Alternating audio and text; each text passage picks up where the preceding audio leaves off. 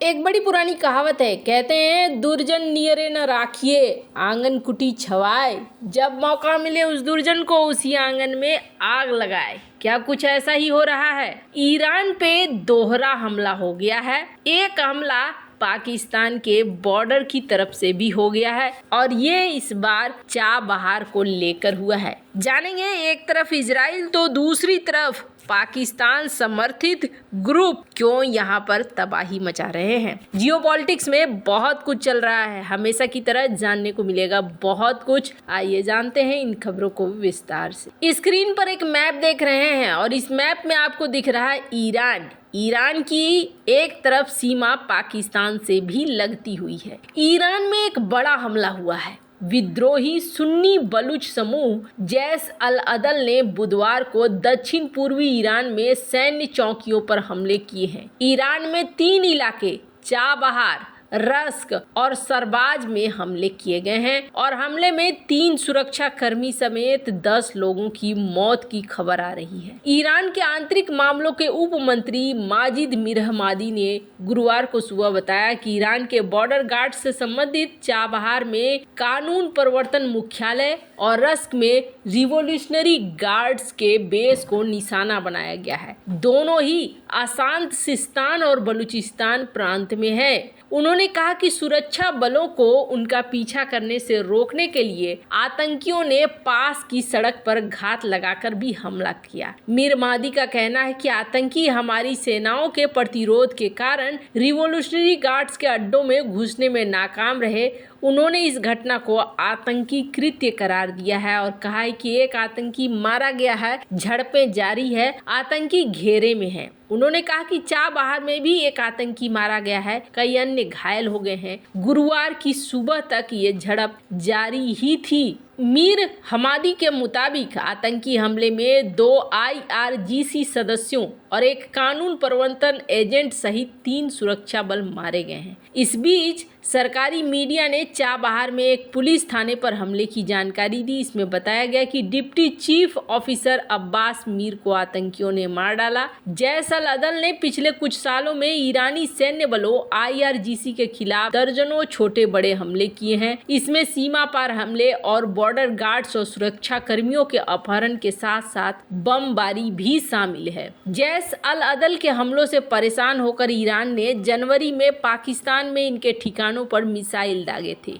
Air strike से पाकिस्तान और Iran के बीच तनाव बढ़ गया था। क्या एक बार फिर पाकिस्तान पर ईरान हमला करेगा? एक्सपर्ट का मानना है कि ईरान के हमले का इस बार पाकिस्तान करारा जवाब देगा। क्या ईरान ने जैश अल अदल को आतंकी संगठन घोषित किया हुआ है? अमेरिका ने 2010 में इसे विदेशी आतंकियों की लिस्ट में शामिल किया है। ईरान के अधिकारी आरोप लगाते रहे हैं कि अमेरिका, सऊदी, इजरायली खुफिया एजेंसी इन्हें मदद करती रहती हैं। अब यहाँ पर सवाल ये उठ रहा है कि गाजा में चल रहे युद्ध के बीच ईरान अब बुरी तरीके से चौतरफा संकटों से घिर गया है। इजराइल ने सीरिया में ईरानी सेना IRGC के ब्रिगेडियर जनरल मोहम्मद रेजा जहेदी को सीरिया में भीषण मिसाइल हमले में मार गिराया और ये मामला अभी ठंडा नहीं पड़ा है कि अब पाकिस्तानी आतंकी संगठन जैश अल अदल ने चाबहार, रस्क समेत कई शहरों में सेना के ठिकानों को निशाना बनाया है। ये शहर सिस्तान और बलूचिस्तान में आते हैं जो पाकिस्तान की सीमा से सटे हुए हैं। इसके अलावा एक पुलिस स्टेशन में भी हमला किया गया है और इस हमले में अब तक 5 ईरानी सैनिक मारे गए हैं। 5 आतंकियों के भी मारे जाने की खबर है। ईरानी न्यूज एजेंसी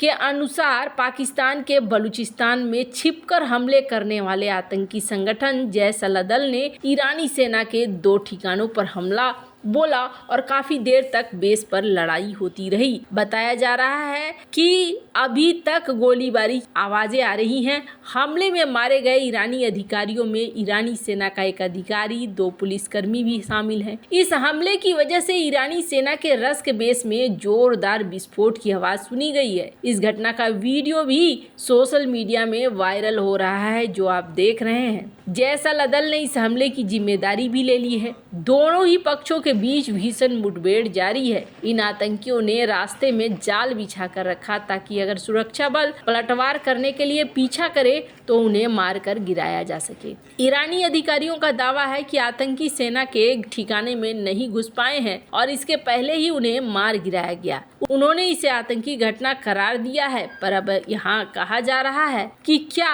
आगे क्या होगा।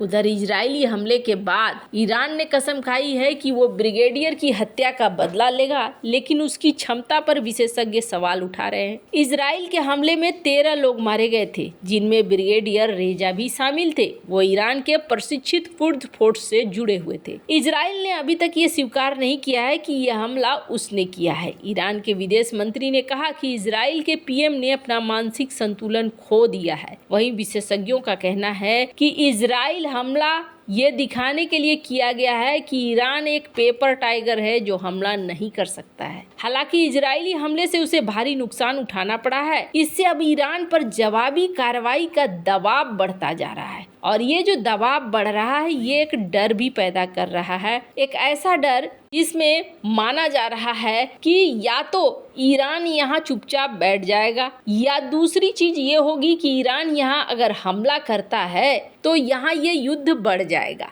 स्क्रीन पर एक खबर देखिए, जो ईरान के एयरफोर्स जनरल हैं उनके लिए ये खबर निकल कर आई है। कहा जा रहा है कि वो कह रहे हैं कि हम इस युद्ध को और ज्यादा बढ़ाना नहीं चाहते हैं, हम इसे विश्व युद्ध का रूप नहीं देना चाहते हैं। लेकिन क्या इतने तक में बात बन जाएगी? ऐसा लगता नहीं है। ईरान की सड़कों में देखिए, उनके जनरल की तस्वीरें निकलकर सामने आ रही हैं और ऐसा लगता है कि उन पर भीषण दबाव बन रहा है। और कमाल की बात यह है कि जिस पाकिस्तान ने इस हमले की निंदा की थी, उसी पाकिस्तान ने इस समय में ये सारी चीजें की है।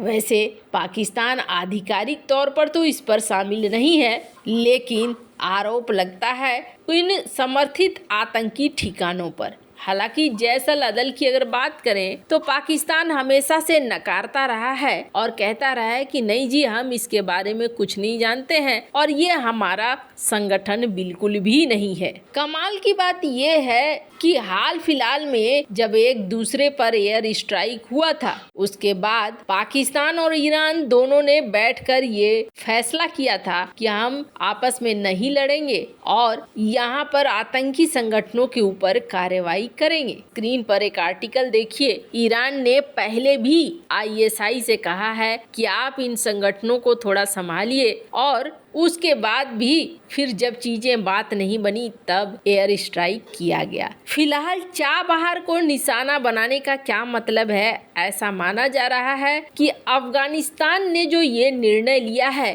कि वो चाबहार के रास्ते अब व्यापार करेगा, ये पाकिस्तान को बिल्कुल भी अच्छा नहीं लग रहा है। कहा जा रहा है कि पाकिस्तान के आतंकी संगठन इस मामले में चाबहार को निशाना बना रहे हैं। खैर, फिलहाल के लिए दोनों तरफ से फंसता हुआ नजर आ रहा है ईरान। ऐसे में लगता नहीं है कि ईरान यहाँ पर युद्ध करके मामले को और ज्यादा बढ़ाना चाहेगा। वैसे कहा नहीं जा सकता है, अगर यहाँ पर युद्ध करता है ईरान तो ये विश्व युद्ध की तरफ बढ़ने वाली बात होगी। वैसे आपको क्या लगता है इन सब मामले में? आपकी क्या राय है? कमेंट कर जरूर बताएं। जल्द मिलते हैं अगले वीडियो में नई खबर के साथ।